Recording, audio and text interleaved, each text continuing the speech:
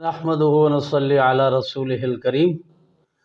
आज का जो सबक है वो वक्फ़ की मुख्तलिफ़ सूरतें, यानी वक्फ़ का तो बहुत बड़ा बयान है। वरत्तिलिल क़ुरआन तरतीला की तशरीह में जो तफसीर बैज़ावी में आता है ना, तजवीदुल हुरूफ़ व मारिफ़तुल वक़ूफ़, यानी तजवीद कहते हैं हुरूफ का या अल्फाज का उम्दा करना और वक़फ़ की पहचान करना।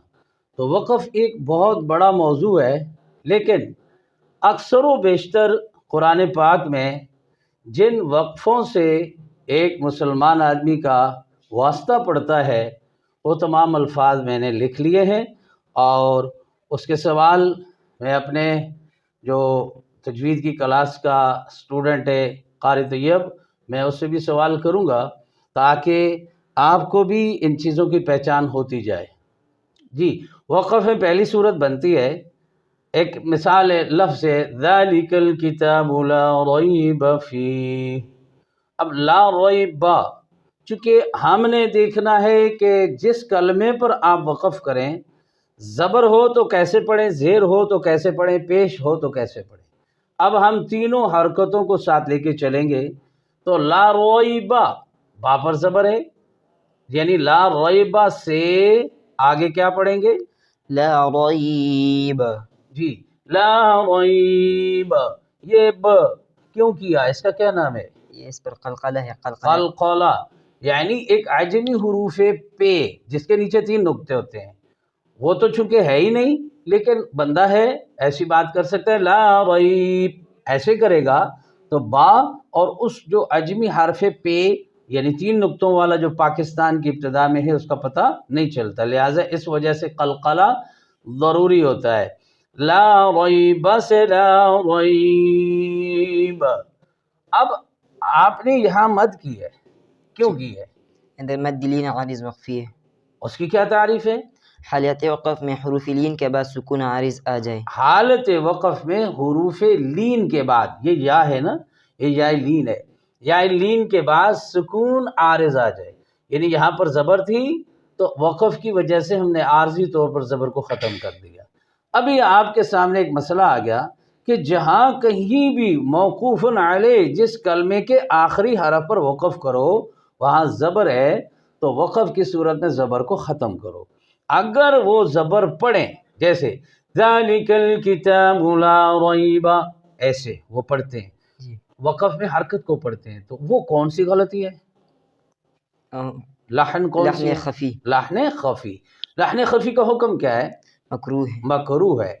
क़िराअत की इस्तिलाह में इस मसले को मकरूह कहते हैं कि अगर एक आदमी ला रैबा ऐसे वक़फ़ करे तो वक़फ़ करना चाहिए ला रैबा पर ला रैब। जहाँ कहीं भी मौक़ूफ़न अलैह पर ज़बर आएगी, हालत वक़फ़ में उसके आखिरी हरफ की हरकत को ख़त्म कर दोगे, ज़बर वाली हरकत। और इस वक़फ़ को क्या कहते हैं?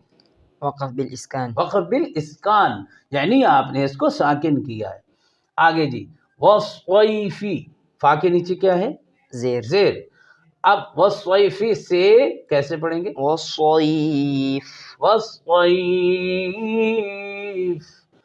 फा के नीचे कसरा थी, वक़फ़ की वजह से कसरा ज़ेर को क्या किया? ख़त्म किया।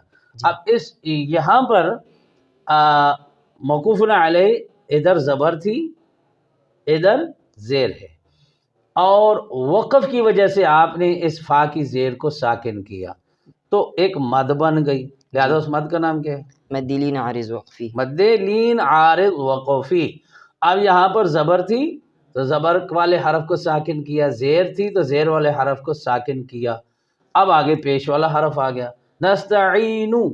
नस्तईनु लफ्ज़ सामने लिखा हुआ है, नस्तईनु से क्या बना? नस्तईन। हाँ, नस्तईन। अब यहाँ पर लीन के बाद हुरूफ़े लीन, वाव और या लीन होती है जिन दोनों से पहले ज़बर हो, तो लीन के बाद हमने वक़फ़ किया तो मद्दे लीन आरिज़ वक़फ़ी बनी।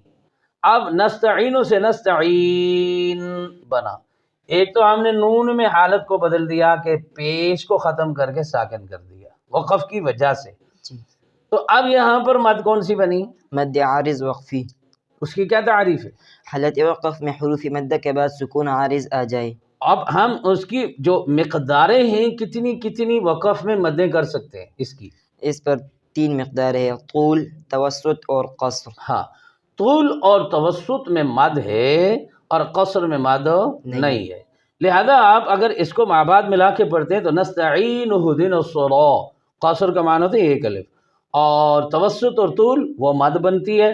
لہذا نستعین سے نستعین، یہ کون سا انداز ہوا؟ طول کا. طول کا، یعنی 3 الف کا. نستعین، یہ توسط کا. توسط یعنی 2 الف. 2 الف کا.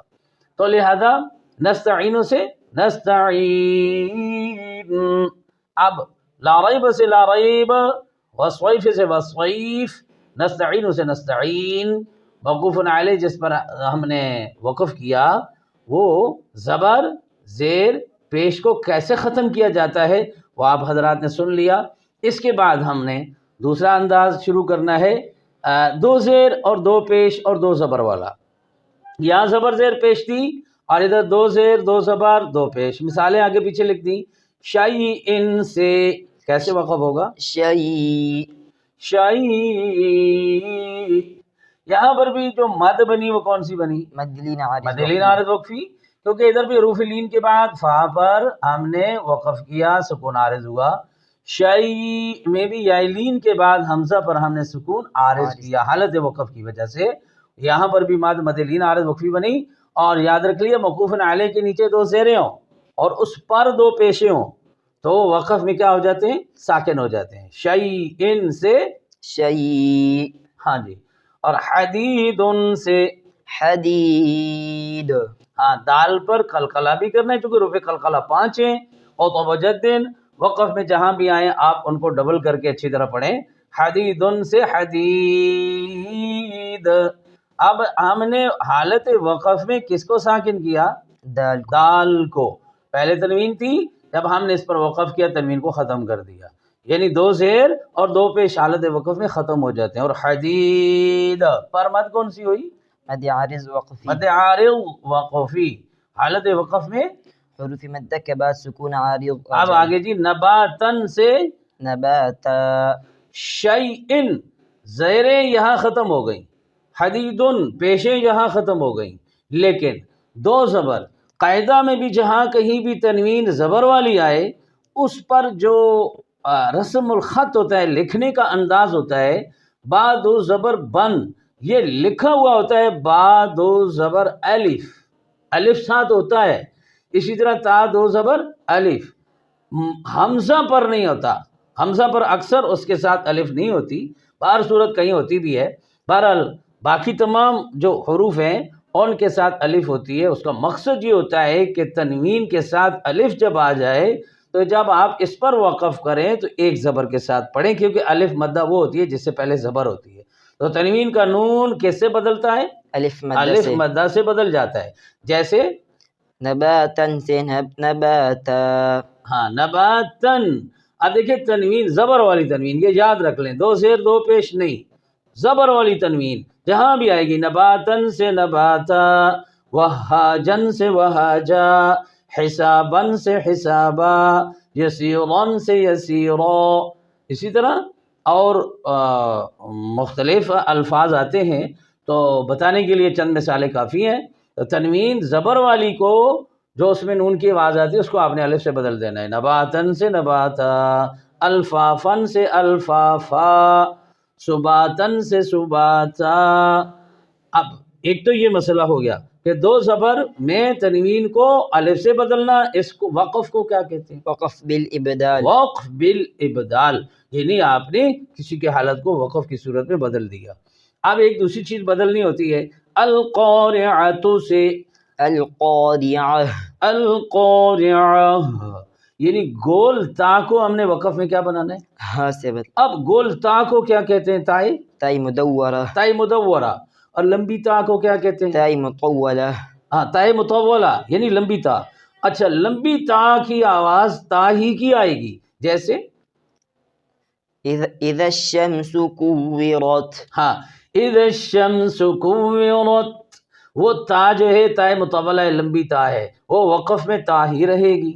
اور جو ہا والی تا ہے اسے تا مدورہ کہتے ہیں، یعنی دائرے والی تا، گول تا. ہا کی شکل کی کوئی بھی تا لکھی ہوئی ہے اسے وقف میں کیا پڑھنا ہے؟ ہاں سے ہاں بدلیں پڑھنا گے. ہے. اب کوئی مثالیں آپ دو. جیسے القاریعۃ ما القاریعہ، اور الحاقہ، اور خاشعۃ سے خاشعہ. ٹھیک ہے، یہ تائے مدورہ ہے، ہا والی تا ہے، اسے وقف میں ہا بنا کے پڑھنا ہے. اسی طرح کچھ کلمات ایسے ہوتے ہیں جن کے آخر میں تنوین کے بعد یا اور یا لکھا ہوتا ہے، یا چھوٹی یا جسے ہم اپنی زبان میں کہتے ہیں، یہ یا لکھی ہوتی ہے. تو اس تنوین میں بھی وقف بالابدال ہوتا ہے، تنوین کے نون کو الف سے بدلنا پڑتا ہے. مسمن سے مسمى. اب جیسے سبح اسم ربک الاعلی الذی خلق فسوی، اس آواز سے ملا جلا لفظ ہوگا مسمن سے مسمى. اسی طرح طون سے طوى. طوى، یہاں بھی تنوین کے نون کو الف مدہ سے بدلیں. الف مدہ سے بدل دینا، تو یہ بن جائے گا وقف بالابدال. یشاء. اچھا حمزہ پر دو زبریں آئیں، تو حمزہ پر دو زبریں آئیں تو اس کی بھی تنوین کے نون کو الف سے بدلنا ہے. جیسے یشاء سے یشاء.